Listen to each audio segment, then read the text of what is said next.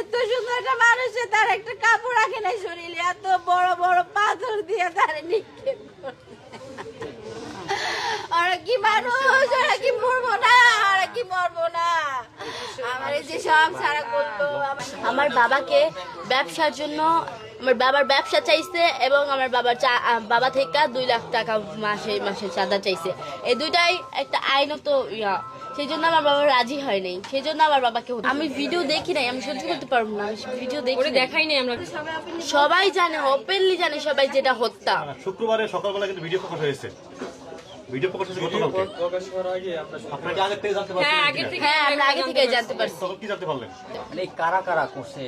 আমি সবার নাম তো জানি না, কিছু মানুষের নাম জানি, যেরকম টিটু, মইন, ছোট মনি, লম্বা মনি, তারপর রনি, কামাল না, কামাল না, কাউসার মোল্লা, কাইয়ুম মোল্লা। কায়সার হচ্ছে ফোন দিছে। হ্যাঁ, যখন আমার মামা বাসায়, ওই কাউসার ফোন দিয়ে আমার মামার বাসা থেকে বের করছে, বলছে যে তুমি তাড়াতাড়ি আসো,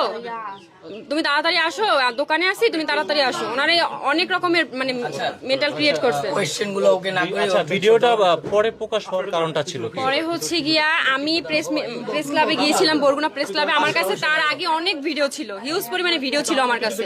তো আমি এগুলো পেশ করার মতো এই মানে প্ল্যাটফর্ম পাচ্ছিলাম না, তো যার কারণে এটা একটু লেট হয়েছে।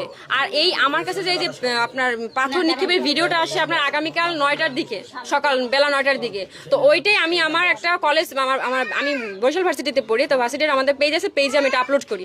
আপলোড করার পরে এটা অনেকটা মানে 1 ঘন্টা না 1.5 ঘন্টার মধ্যে এটা সবার কাছে ছড়াই যায়। হ্যাঁ, এটা প্রকাশ হয়েছে কালকে। কারণ আর এর আগেও আমার অনেকগুলো ফুটেজ ছিল, সিসিটিভি ফুটেজ আছে 7টা। সেটা হচ্ছে গিয়ে আপনার ওই যে আমার মামার সাথে যখন অফিসে বসে কথা হয়, আমার মামারে তখনই তারা ওইখানে বসে মারামারি শুরু করার পরে আমার মামার টানা হিস্ট্রা করে বাইরে নিয়ে আসছে এবং ঈদ দিয়ে মাথা থাতলাই দিছে। আর এখানে একটা শুট করা হয়েছে আমার মামা, এটা কিন্তু এটা করা হয় নাই। হ্যাঁ, বন্ধুত্ব ছিল।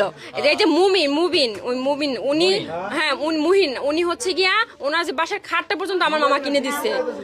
আর তারপর হচ্ছে গিয়া আপনার বাজার করে দিত, তারপর চালাইতো আমার মামা ওদের চালাইতো।